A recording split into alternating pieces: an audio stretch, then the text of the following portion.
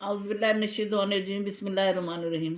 Fourth year, page number 201, कानून इस्लाम का माखज़ अव्वल कुरान मजीद। इसका अगला पॉइंट है नज़ूल के दो दौर।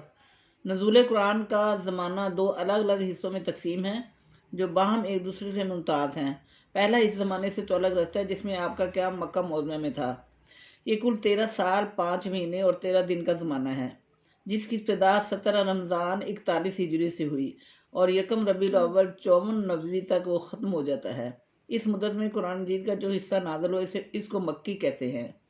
दूसरा हिस्सा हिजरत के बाद शुरू होता है। ये कुल 9 साल 9 महीने और 9 दिन का है, जिसकी इब्तिदा यकम रबीउल अव्वल 54 नबवी मुताबिक 10 हिजरी पर ख़त्म हो गया।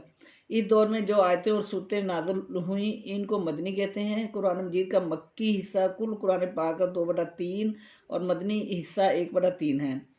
सूरतों की मजमूई तादाद 114 है, जिनमें से मक्की सूरतें 86 हैं और मदनी 28 हैं। पहली सूरत अल फातिहा है और सबसे आखिरी सूरत अन नास है। अगला पॉइंट है कुरान पाक कुलियात की किताब।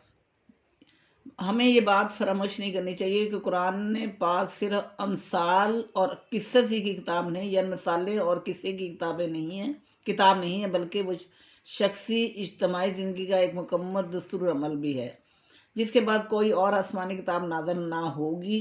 फिर ये भी ज़ाहिर है इस किताबी लाइमी ज़िंदगी से तमाम मसाइल के लिए जुज़वी तफसीलात मज़कूर नहीं है। और हक़ ये है कि चूँकि हर ज़माने में इंसानी अक्ल शऊर की इस्तिदाद और सलाहियत यकसा नहीं होती, बल्कि इसमें अमलो इर्तिकाब बराबर जारी रहता है। इस बना पर हिकमत खुदावंदी का तकाज़ा ये होना चाहिए कि इस आखिरी किताब समावी में ज़िंदगी के मुतालिक सिर्फ असूल बयान किए गए हैं और इनकी जुज़ियात से तारद नहीं। बस जब कुरान मजीद में जुज़ियात मज़कूर नहीं तो सिर्फ असूल और कुलियात का जिक्र है। कुरान पाक में 500 आयात ऐसी हैं, इन आयात पर मुश्तमिल हैं। कुरान पाक में इनकी तफसील ये है। नंबर 1 है इबादत के बारे में आयात कुरान पाक में 140 हैं। निकाह तलाक और वसीयत के बारे में आयात 70 हैं। नंबर 3 है ख़रीदो फ़रोख्त, अजारा, रहन, शिरकत और तजारत के बारे में 70 आयात हैं। नंबर 4 है हदूदों और ताज़ीरात के बारे में 30 आयात है। नंबर 5 गवाही के बारे में 20 आयात है। नंबर 6 मुतफरक आयात जो 170 हैं।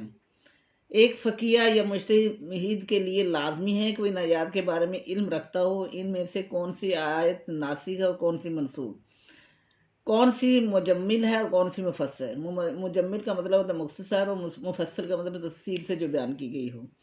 कौन सी ख़ास आयात हैं, कौन सी आम है, कौन सी मुहक्कम है, कौन सी मुतशाबिह है, शक वाली हैं।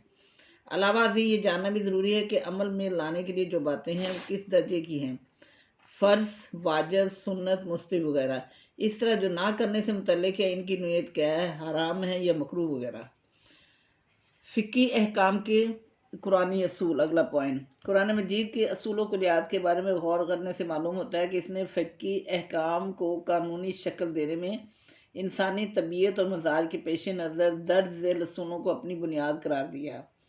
नंबर 1 है अदम हर्ज। नंबर 2 है किल्लत तकलीफ़। नंबर 3 है तदरीज और नंबर 4 नस्ख।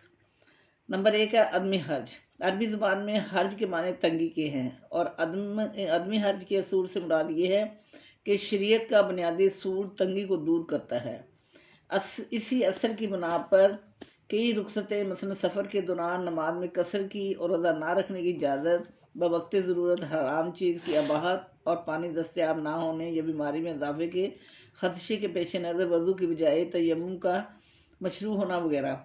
इसकी चंद एक मिसालें कुरान पाक की मुतअद्दिद आयात से मालूम होती हैं।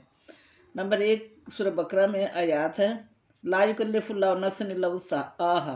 अल्लाह किसी जान पर इसकी बर्दाश्त से बढ़कर जिम्मेदारी नहीं डालता। इस तरह एक और जगह इरशाद है अल्लाह तुम्हारे साथ नरमी करना चाहता है, सख्ती करना नहीं चाहता। और सूरत हज में इरशाद हुआ अल्लाह ने दीन के मामले में तुम्हारे लिए कोई तंगी नहीं रखी।